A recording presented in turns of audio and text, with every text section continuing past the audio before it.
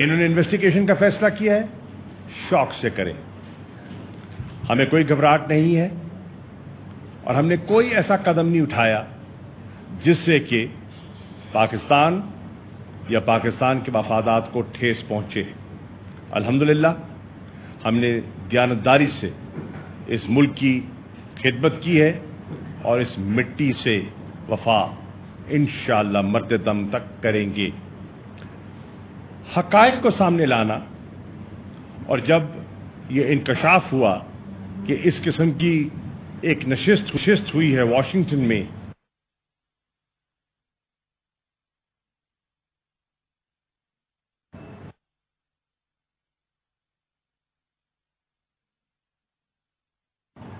جب میرے سامنے سائفر آیا اور میں نے پڑھا اور میں نے مطالعہ کیا، میں نے اسے سنجیدہ سمجھا اور میں نے اپنی تشویش کا اظہار کیا کہ ایک خود مختار آزاد ملک کی خود مختاری پر ایک حملہ ہے اور ہمارے اندرونی معاملات میں مداخلت کی ایک سوچی سمجھی کوشش ہے۔ چنانچہ کابینہ کو، سب سے پہلے وزیر اعظم کو اور پھر کابینہ کو اعتماد میں لیا گیا۔ وزیر اعظم نے سائفر کی اہمیت کو سمجھتے ہوئے ایک نیشنل سیکیورٹی کمیٹی کا اجلاس بلانے کا فیصلہ کیا۔ اس اجلاس میں اس کی نوک پلک دیکھی گئی اور تسلیم کیا گیا، ایک کہ یہ ایک حقیقت ہے، دو یہ مداخلت ہے، اور تین اس کی ایک سفارش سامنے آئی، اور یہ سفارش عمران خان کی نہیں تھی، شاہ محمود کی نہیں تھی، اس وقت کے صرف وزیر اعظم کی نہیں تھی، یہ متفقہ نیشنل سیکیورٹی کمیٹی کی سفارش تھی کہ ڈیمارش کیا جائے، واشنگٹن میں بھی اور اسلام آباد میں بھی۔ دفتر خارجہ کو ہدایت کی گئی، نیشنل سیکیورٹی کمیٹی نے ہدایت کی، اور دفتر خارجہ نے اس ہدایت پر عمل پیرا ہوتے ہوئے ڈیمارش کیا، واشنگٹن میں بھی اور اسلام آباد میں بھی۔ ہم نے، اور آپ نے دیکھا جو سو کالڈ آڈیو لیکس سامنے آئی ہیں، عمران خان نے اس وقت بھی ذمہ داری کا مظاہرہ کیا اور یہ ہدایت پاس کی کہ اس پر ہم نے کوئی نام نہیں لینا، اور نہ ہی ہمارا مقصد تھا کہ ہم کسی ملک کو اور کسی ملک کے ساتھ اپنے تعلقات کو اس میں بگاڑ پیدا کریں۔ یہ پاکستان کے مفاد میں نہ تھا نہ ہے، لیکن پاکستان کے معاملات کا دفاع کرنا، اور اگر کوئی قوت ہمارے ملک کے خلاف کوئی مداخلت کرتی ہے یا اس کا ہمیں یہ خدشہ ہوتا ہے تو اپنا دفاع کرنا ہمارے فرائض میں شامل ہے، اور ہم نے وہی کیا۔ کابینہ نے بھی اس کے بارے میں اپنی ایک رائے قائم کی اور اس ڈاکیومنٹ کو جو ان کے سامنے اس کے خد و خال رکھے گئے، اس کی اہمیت سے انہوں نے اس کا اعتراف کیا۔ آج حکومت ہم پر مقدمات قائم کرنا چاہتی ہے، شوق سے کرے، ہمارا دامن صاف ہے اور ہم بالکل جواب دہ ہوں گے، اور انشاءاللہ ہیں۔ کوئی چیز ایسی نہیں کی جس سے پاکستان کے مفادات کو نقصان ہو، وہی کیا جو ہمیں کہا گیا۔ ریکمنڈیشن آئی، ڈپلومیٹک سرکل سے ریکمنڈیشن آئی، نیشنل سیکیورٹی کمیٹی سے ریکمنڈیشن آئی، اور اس کو فالو کیا گیا۔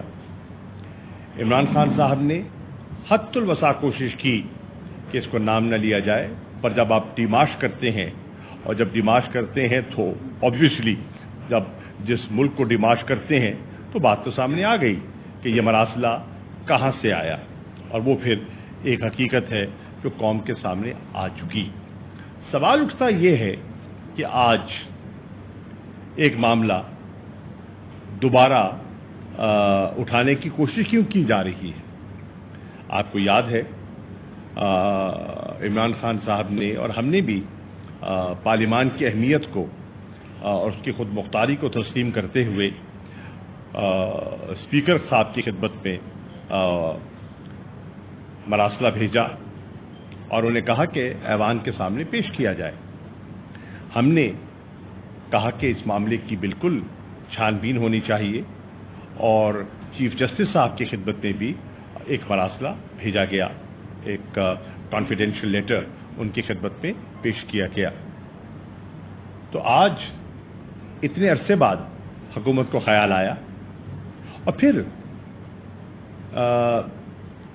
انٹرسٹنگ بات یہ بھی ہے کہ پھر اپنی گفتگو میں یہ بھی کہتے ہیں کہ وہ مراسلہ جو پرائم منسٹر ہاؤس کے ریکارڈ میں درج ہے وہ وہاں سے غائب ہو گیا۔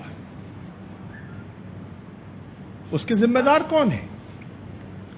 22 اپریل کو تو وزیر اعظم شہباز شریف اس کا تذکرہ کرتے ہیں، اسے تسلیم کرتے ہیں، اس کی حقیقت کو بیان کرتے ہیں، اور پھر 22 اپریل کے بعد آج کہا جا رہا ہے وہ غائب ہو گیا۔ کہاں غائب ہوا؟ کس نے غائب کیا؟ کون ذمہ دار ہے؟ انویسٹیگیشن تو ان کی ہونی چاہیے، انویسٹیگیشن تو ان کی ہونی چاہیے جو آفیشل سیکرٹس ایکٹ کی پاسداری نہیں کر رہے۔ ہم نے پوری پاسداری کی، ہم محتاط رہے۔ مجھے بہت سے لوگوں نے سوالات کیے، میں نے جواب نہیں دیا، جانتے ہوئے کہ یہ معاملہ کتنا حساس ہے۔ آپ بتائیے کہ آپ کا مراسلہ آپ کی ناک کے نیچے سے نکل گیا، ذمہ دار کون ہے؟ آپ بتائیے کہ آپ کے پرائم منسٹر ہاؤس کی جتنی گفتگو ہے وہ آج پبلک نالج ہو گئی ہے اور اس کی ریکارڈنگ چل رہی ہیں، اس کا ذمہ دار کون ہے؟ کیا اس کی انویسٹیگیشن نہیں ہونی چاہیے؟ کیا اس کو انکوائر نہیں کرنا چاہیے؟ اگر حکومت سمجھتی ہے کہ وہ ہماری حقیقی آزادی کی تحریک کو ان ہتھ کنڈوں سے دبا سکتی ہے تو یہ ان کی غلط فہمی ہے۔ اب آپ دیکھیں، حکومت کی بوکھلاہٹ کا اندازہ آپ کو ہوگا کہ کل رات، اور میں کل ہی اسلام آباد سے آیا، ہمارا ایک اجلاس تھا سینئر لیڈرشپ کا، اور اس میں ملک کے سیاسی حالات پر تبادلہ خیال کیا گیا، اور عمران خان صاحب نے ایک اشارہ دیا سینئر لیڈرشپ کو کہ وہ کسی وقت بھی کال دے سکتے ہیں۔ چنانچہ پارٹی کو اور پارٹی کے کارکنوں کو پورے پاکستان میں تیار رہنا چاہیے کہ شارٹ نوٹس پر بھی ان پر یہ ذمہ داری ڈالی جا سکتی ہے، اور انہیں اپنا کردار ادا کرنا ہوگا ملک کو ان جو اس امپورٹڈ حکومت سے نجات دلانے کے لیے، اور جو مسلسل قوم کو معاشی دلدل میں دھکیل رہی ہے، ان سے چھٹکارا حاصل کرنے کے لیے۔ تو پھر یکلخت وارنٹ گرفتاری جاری ہو جاتا ہے، اور کیا بنیاد ہے اس کی؟ میں حیران ہوں۔ ذرا کیس کی نوعیت کو دیکھیے، دفعات کو دیکھیے، اور پھر وارنٹ کو دیکھیے۔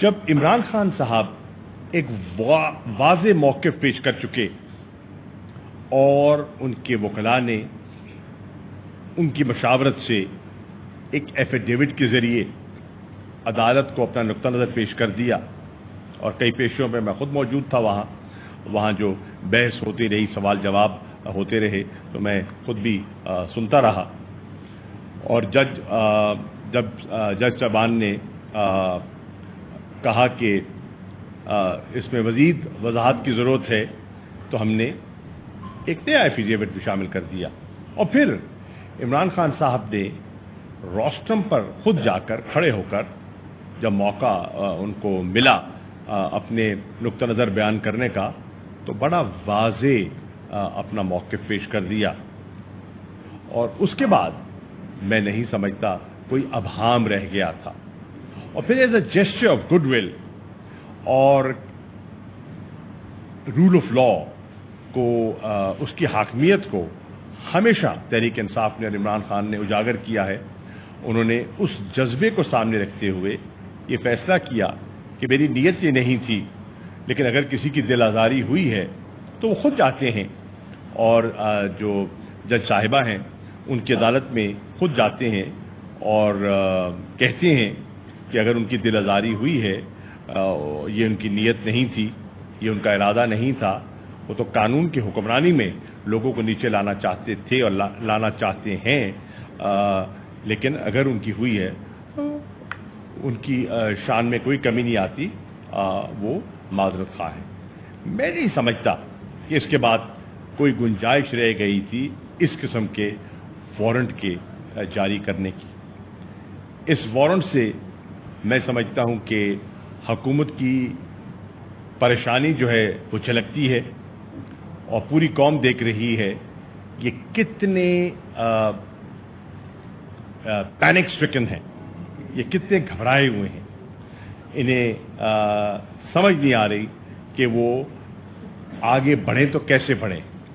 سیاسی طور پر بھی یہ ایک بند گلی میں جا چکے ہیں، اور معاشی طور پر انہوں نے ملک کا ستیہ ناش کر دیا۔ آپ دیکھ رہے ہیں کہ اسلام آباد میں آج بھی جو کسان ہیں وہ سراپا احتجاج ہیں، اور پورے اسلام آباد کو کنٹینرز اس کے گرد لگا دیے گئے ہیں، اور عام شہریوں کو دقتوں کا سامنا کرنا پڑ رہا ہے۔ اسی طرح آپ دیکھ رہے ہیں کہ جتنا انویسٹر کانفیڈنس ہے وہ غائب ہو چکا ہے، ملک میں سرمایہ کاری نہیں ہو رہی، کاشتکار جو ہے وہ اپنی جگہ پریشان ہے، تاجر اپنی جگہ پریشان ہے، صنعت کار اپنی جگہ پریشان ہے، جو تنخواہ دار طبقہ ہے وہ اپنی جگہ مہنگائی کی چکی میں پس رہا ہے، اور آپ دیکھ رہے ہیں کہ جو سینسٹیو پرائس انڈیکس ہے وہ 45% سے تجاوز کر رہا ہے۔ پاکستان کی تاریخ میں افراط زر نے کبھی یہ حد نہیں چھوئی تھی جو آج آپ دیکھ رہے ہیں۔ ہر طرف سے یہ ناکام دکھائی دے رہے ہیں، اور ایک معقول راستہ جو ہم ان کو دینے کی کوشش کرتے ہیں، ہم تجویز کرتے ہیں کہ آئیے ایک آئینی اور جمہوری راستے پر گامزن ہو کر ہم آپ کے لیے، اپنے لیے، پاکستان کی عوام کے لیے آسانی پیدا کر دیں، اور وہ ہے انتخابات۔ اس سے وہ کتراتے ہیں۔ کیوں کتراتے ہیں؟ شاید ان کو اس وقت عوام کا سامنا کرنے کی ان میں جرأت نہیں ہے۔ مقصد ان کا لوگوں کی اداروں کی اصلاح نہیں ہے، مقصد ان کا عوام کو سہولت پہنچانا یا لوگوں کو ریلیف دینا نہ تھا نہ ہے، مقصد اپنے کرپشن پر پردہ ڈالنا تھا، اپنے جو کرپشن کے نیب کے کیسز ہیں ان کو ان سے چھٹکارا حاصل تھا، اور اس میں کافی حد تک وہ ایک قانون سازی کر کے کامیاب ہوئے۔ اس قانون کو جو قانون سازی کی ہے تحریک انصاف نے اس کو چیلنج کر رکھا ہے، اور ہم عدالت عظمیٰ گئے ہیں، اور ہم سمجھتے ہیں کہ یہ کانفلکٹ آف انٹرسٹ تھا جس کا انہوں نے عملی مظاہرہ کیا ہے، اور سپریم کورٹ کو اسے دیکھنا چاہیے کہ کیا یہ لیجسلیشن ان کی نظر میں درست بھی ہے یا نہیں ہے۔ اس میں کوئی شک نہیں کہ پارلیمنٹ بااختیار ہے، اور پارلیمنٹ کو قانون سازی کا اور آئین کی ترمیم کا بھی حق ہے، لیکن دیکھنا یہ ہے کہ ایکشنز کے پیچھے انٹینشنز کیا ہیں۔ اگر انٹینشن یہی ہے کہ میں نے اپنی چوری چھپانی ہے، اور جو ملک پہ ڈاکہ ڈالا گیا ہے اس سے فرار حاصل کرنا ہے، اور اس کے لیے قانون سازی کرنی ہے، تو وہ مناسب نہیں ہے۔ मैं बिल्कुल वाज़ेह तौर पर कहना चाहता हूं कि तहरीक इंसाफ कानूनी मैदान में, सियासी मैदान में इस इम्पोर्टेड हुकूमत का मुकाबला करने के लिए तैयार है और मैं अभी इंशाअल्लाह इस्लामाबाद के लिए रवाना भी हो रहा हूं, क्योंकि मैं समझता हूं कि अगले चंद दिन जो हैं वो बहुत अहम होंगे और उसमें सीनियर लीडरशिप को बहसीत वाइस चेयरमैन के मुझे अपने चेयरमैन के करीब होना चाहिए ताकि तबादला ख्याल भी हो सके और उनसे रहनुमाई भी गाहे बगाहे मिल सके। तो इंशाअल्लाह मैं इस्लामाबाद के लिए रवाना भी हो रहा हूँ। शुक्रिया। आपने कहा कि हुकूमत से वज़ीर-ए-आज़म हॉस्पिटल साइड पर गुम हो गया था। खान साहब ने इंटरव्यू में कहा है कि उनसे पूछा गया काफ़ी के हवाले से तो उन्होंने कहा है कि पता नहीं काफ़ी कहाँ है, काफ़ी भी गायब हो गई। तो काफ़ी भी नहीं है, ओरिजिनल भी नहीं है, तो फिर ये मामला कैसे होगा? देखिए, मामला बिल्कुल चलेगा क्योंकि वो साइफर दफ्तर खारजा के रिकॉर्ड में यकीनन होगा।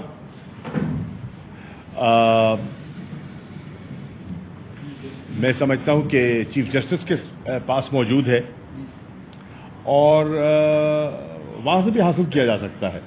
तो ये अगर ये कह रही है हुकूमत कि वो उसका नामो निशान मिट गया है तो वो दुरुस्त नहीं है, वो गलत तासुर दे रहे हैं। वो साइफर बिल्कुल अवेलेबल है और उसको देख सकते हैं और अगर पब्लिक करना चाहें तो पब्लिक भी कर सकते हैं।